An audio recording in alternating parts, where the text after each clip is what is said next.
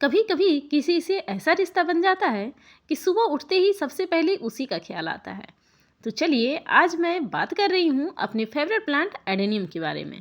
Adenium बहुत ही खूबसूरत plant होता है, बिल्कुल लो मेंटेनेंस प्लांट होता है, बहुत ज़्यादा केयर करने की इसको ज़रूरत नहीं पड़ती है।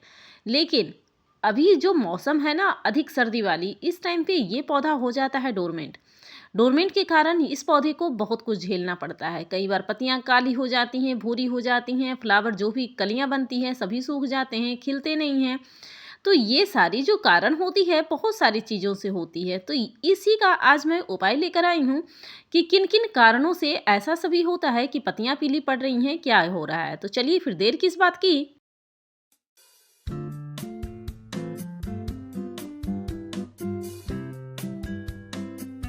ये जो आप पौधा देख रहे हैं, ये पौधा मेरा 8 से 10 साल पुराना है। इसे मैं बहुत कोशिश कर रही हूँ, लेकिन ये जो है ना, पत्तियाँ पीली हुई जा रही हैं, सारी की सारी पत्तियाँ हो रही हैं, जितने भी कलियाँ बन रही हैं सभी भूरी हुई जा रही हैं। तो आज मैं अपना एक्सपीरियंस शेयर करने वाली हूँ कि किन-किन कारणों से ये सारी चीज़ें होती हैं। तो सबसे पहला कारण, अभी आप जो मौसम देख रहे हैं अधिक सर्दी वाला, तो अधिक सर्दी के कारण भी ये पौधा इस तरीके से डोरमेंट में चला जाता है। अपने पौधे को बचाने के लिए, पौधा अपने आप सेहतमंद रखने के लिए अपनी सारी पत्तियाँ गिरा देती हैं।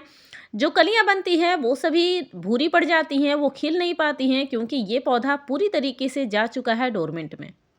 डोरमेंट में जाने के कारण ये पौधा बहुत खुश नज़र नहीं आता है। इसकी सारी पत्तियाँ गिर जाती हैं, कलियाँ सूख जाती हैं, फ्लावर नहीं खिलते हैं। और दूसरा कारण होता है कि ये कम पानी के कारण भी ऐसा होता है। अगर आप पौधों को बहुत कम पानी दे रहे हैं कि सर्दी आ गई है, इस पौधे को कम पानी दें, तो इस कारण से भी ये सारी चीज़ों ये पौधे झेल जाते हैं। क्योंकि इतना कम पानी ना दें ताकि ये पौधा ना बिल्कुल झेल, क्योंकि जब पौधे को पानी ही ना मिलेगी तो अब सारी पत्तियां गिरा देगा, सारी पत्तियां पीली हो जाएंगी, सूख जाएंगी, फ्लावरिंग नहीं होगा ढंग से, जो भी कलियां बन रही होंगी वो पहले ही सूख जाएंगी। तो ये सारी चीज़ें इसको झेलना पड़ता है। और अगला कारण है ये ओवर वाटरिंग। अगर आप बार बार इसमें पानी दे रही हैं तो इस कारण से भी हो सकता है। तो ऐसे बहुत सारे कारण होते हैं कि ज़्यादा पानी देने से पौधे की पत्तियां खराब हो जाती हैं, पत्तियां पीली हो जाती हैं। ओवर वाटरिंग किसी भी पौधे को पसंद नहीं आता है, वो अपने आप को बचाने के लिए सारी पत्तियां गिरा देता है, पीली हो जाती हैं। तो ये सभी कारण हो जाता है। लेकिन जो मेरे पौधे में हो रहा है ना, ये जो कारण, वो किसी और कारण से है। अब आप कहिएगा ये कौन सा कारण है। वैसे सभी लोग जानते हैं एडेनियम लवर कि ये गर्मियों का पौधा होता है। गर्मियों में ये पौधा खुश रहता है, बारिश के मौसम में भी ये पौधा बहुत ही खुश रहता है, अच्छी खासी फ्लावरिंग करती रहती है। तो ये पौधा इस टाइम में डोरमेंस में जा चुका है। तो मेरे जो कारण है इस पौधे का सूखने का, इसकी पत्तियां पीली होने का, इसके ये जो जिस प्लांटर में लगा हुआ है जो पौधा है ना, वो कई सालों से लगा हुआ है, 8 से 10 सालों से इसी प्लांटर में लगा हुआ है। तो मेरे इस प्लांटर में इसको न्यूट्रिशन ढंग से नहीं मिल रही है। यहाँ पर जिस भी पत्ती को मैं छू रही हूँ ना, तो ये सारे के सारे गिरे जा रहे हैं, मतलब कलियाँ सारी भूरी हो गई हैं, पत्ती सारी पीली हो गई हैं। तो मैं सोच रही हूँ कि इसका प्लांटर चेंज कर लूँ।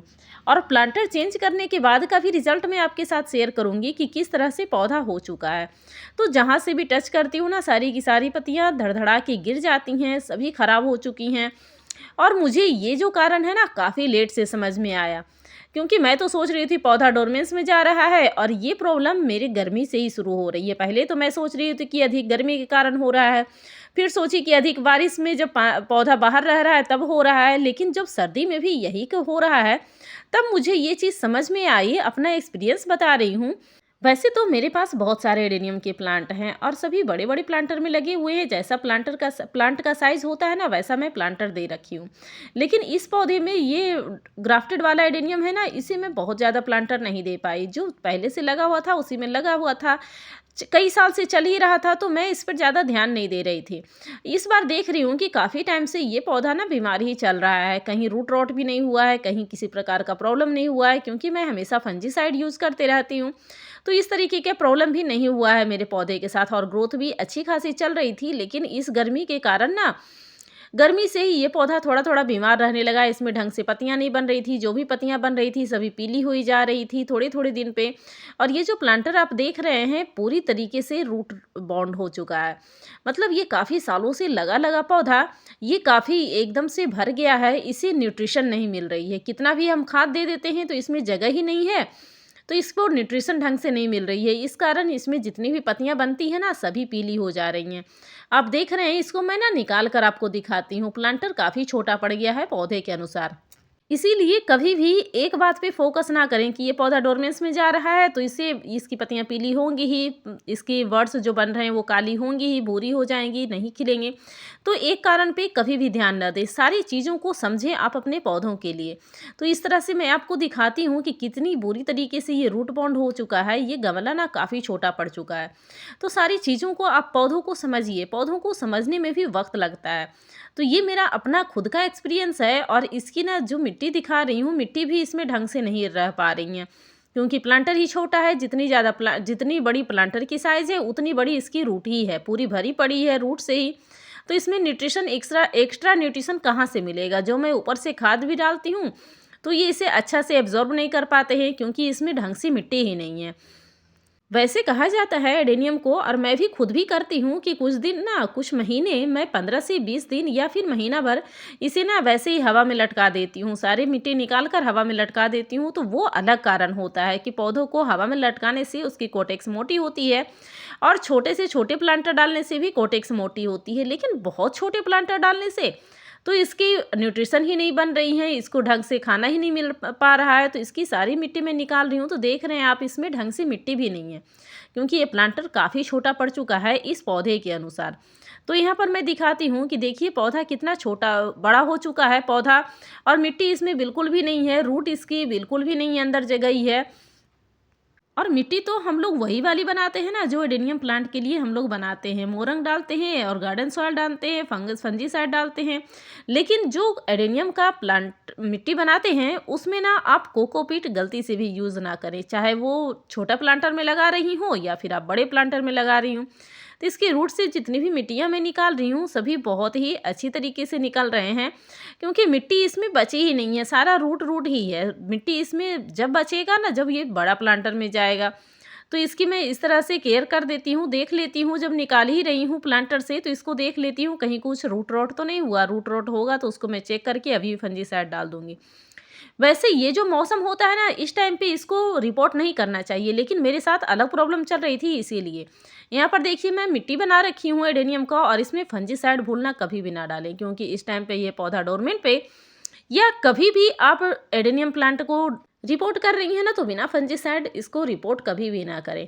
और इसमें जो मिट्टी जैसे मैं एडेनियम का बनाती हूँ उसी तरीके से मैं बना डाली हूँ, और इसमें अच्छी तरीके से जो फंजीसाइड है उसको ऊपर नीचे अच्छी तरीके से इसको मिट्टी में मिक्स कर देती हूँ, क्योंकि मिट्टी में मिक्स करना बहुत ही ज़रूरी है। क्योंकि इसमें मैं राख भी मिलाई हूँ, राख डालने से भी फंगस वगैरह नहीं लगते हैं, लेकिन फंजीसाइड डालना एक अलग ही चीज़ है।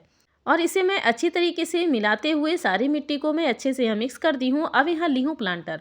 प्लांटर जब भी लो तो इसमें ना बहुत सारे होल होने चाहिए, अगर जो नहीं है तो आप एक्स्ट्रा बना सकती हैं। आप प्लास्टिक का गमला ली हैं तो उसमें एक्स्ट्रा होल बना सकती हैं, लेकिन जब सीमेंट का या मिट्टी का ले रहे हैं तो उसमें होल बनाना मुश्किल होता है। मिट्टी में वाले प्लांटर में तो तब भी बन जाते हैं, लेकिन सीमेंट वाले में ना एक्स्ट्रा होल नहीं बन पाते हैं। इसीलिए जब भी आप मार्केट से खरीद कर लाएँ तो एक्स्ट्रा होल वाले प्लांटर ही लाएँ। एक होल वाले प्लांटर में एडेनियम को कभी भी ना लगाएं, जिसमें 3-4 होल बने हो ना बड़े से प्लांटर में, उसको लगाएं। और एडेनियम का जो पौधा है वो सेलो प्लांटर में बढ़िया चलता है। तो पहले से भी मेरा सेलो प्लांटर ही था, लेकिन इस बार डबल साइज़ का बिल्कुल ली हूँ। तो यहाँ पर देखिए सभी को मैं इस तरह से रख दी हूँ ठीकरी। ठीकरी रखना भी बहुत ज़रूरी है। ठीकरी के ऊपर आप कपड़ा भी रख सकती हैं, नहीं रखी हैं तब भी कोई बात नहीं। और इसमें इस तरीके से मैं मिट्टी यहाँ पर डाल देती हूँ। मिट्टी बहुत ही भुरभुरी है, बहुत ही हल्की बनाई हूँ, क्योंकि इसमें साथ में मोरंग भी मिला हुआ है, गार्डन सॉइल है, फंजीसाइड है, और थोड़ा-सा डाल दी हूँ इसमें वर्मी कंपोस्ट। तो वर्मी कंपोस्ट भी डाल दिए हैं। अगर आपके पास गोबर की खाद है तो प्लीज़ एडेनियम के पौधों में गोबर की खाद का यूज़ बिल्कुल भी ना करें, क्योंकि वो अच्छी तरीके से कंपोस्टिंग नहीं हुआ पड़ता है, तो उसमें फंगस लगने के चांसेस ज़्यादा हो जाते हैं। आप यहाँ पे देख रहे हैं कि प्लांटर में मैं मिट्टी अच्छी तरीके से भर दी हूँ और प्लांट को इस तरीके से रख दी हूँ। प्लांटर को निकालने में ना, प्लांट को थोड़ी सी इसमें कट लग गई थी, स्केच आ गया था, तो वहाँ पर मैं फंजीसाइड लगा दी हूँ, आपको दिख रहा है। और ऊपर से इस तरीके से मिट्टी में इसमें अच्छी तरीके से फिल कर देती हूँ। मिट्टी को अच्छी तरीके से भर दीजिए। बहुत ऊपर तक मिट्टी नहीं भरना है, इस तरीके से ना चारों तरफ मिट्टी भर देनी है। जितना मिट्टी डल सके ना प्लांटर में, उतना अच्छी तरीके से डाल दीजिए, क्योंकि बहुत ज़्यादा स्पेस रखने की इसमें जगह नहीं होती है। रखनी भी नहीं चाहिए, क्योंकि बहुत ज़्यादा स्पेस रखेंगे तो उसमें ज़्यादा पानी डलेगा, और ज़्यादा पानी डालिएगा तो फिर प्लांट को अंडर वाटरिंग, ओवर वाटरिंग से ना प्लांट खराब होने के चांसेस हो जाते हैं, रूट रोट हो जाते हैं, या फिर कहीं से भी सड़न शुरू हो जाती है। और अब बात आती है इसमें एयर पॉकेट निकालने की, तो इस मिट्टी से ना एयर पॉकेट निकालना सबसे खास ज़रूरी बात है। वैसे तो आप पानी डालिएगा तब भी निकल जाएगा, लेकिन एयर पॉकेट पहले ही निकाल लीजिए तो वो ज़्यादा सही रहेगा प्लांट के लिए। प्लांट को किसी प्रकार का भी हवा नहीं पहुंचनी चाहिए रूट में, तो इस तरह से फिंगर को कीजिए और इस तरह से होल कर दीजिए। इस तरह से 2 फिंगर इस तरह से कीजिएगा ना, तो सारे जितने भी एयर पॉकेट बने हैं तो सारे वो निकल जाएंगे, और जितनी मिट्टी भी जानी होगी वो सभी मिट्टी इसके अंदर अच्छी तरीके से चली जाएंगी। क्योंकि प्लांट मेरा पहले से ही पानी को अच्छी तरीके से एब्जॉर्ब किए हुए है। इसकी मिट्टी जब मैं निकाली थी प्लांटर से तो काफ़ी गीला था, इसलिए मैं पानी इस टाइम पे तो बिल्कुल भी नहीं डालूंगी, क्योंकि इस टाइम पे तो पहले पौधे की रिपोर्टिंग होती नहीं है। मेरी मजबूरी है, इसीलिए मैं पौधे की रिपोर्टिंग करी हूँ और वो आपके साथ शेयर भी करी हूँ। और कुछ दिन के बाद आप देख रहे हैं पौधे में पत्तियां भर गई हैं, पौधा खिला खिला मुस्कुराता हुआ कितना सुंदर लग रहा है, सारी कलियां बहुत ही अच्छी बन गई हैं। तो इस टाइम पे आप पौधों को रिपोर्ट कर सकते हैं अगर मजबूरी हो तो। वैसे तो रिपोर्टिंग ना लास्ट जनवरी के बाद आप पौधों की कर सकते हैं, उसकी सारी रूट चेक कर सकते हैं कि कहाँ पे क्या हुआ है। वैसे आप वीडियो इसकी नहीं देखी है जनवरी फरवरी केयर का, तो आप देख सकती हैं, मेरा वीडियो पहले से ही पड़ा हुआ है जनवरी फरवरी में एडिनियम को किस तरह से केयर करें। तो आप देख रहे हैं रिपोर्टिंग के बाद पौधा मेरा खुश हो गया। ये मेरा अपना एक्सपीरियंस था, तो सोचिए आपके साथ भी शेयर कर देती हूँ। इसीलिए छोटी सी वीडियो बना ली थी कि आपको बताना भी ज़रूरी है कि किन किन कारणों से इस तरह से इस पत्ते नीले भूरे पीले हो जाते हैं और ख़राब हो जाते हैं। तो एक ही कारण नहीं होता है कि बस डोरमेंस में पौधे चले गए, इसकी पत्तियाँ सारी पीली हो गई, झड़ गए, ऐसा कोई कारण नहीं है। तो वीडियो आपको कैसी लगी है, वीडियो के लास्ट तक बने रहने के लिए आपका बहुत बहुत धन्यवाद। Thank you friend, thanks for watching.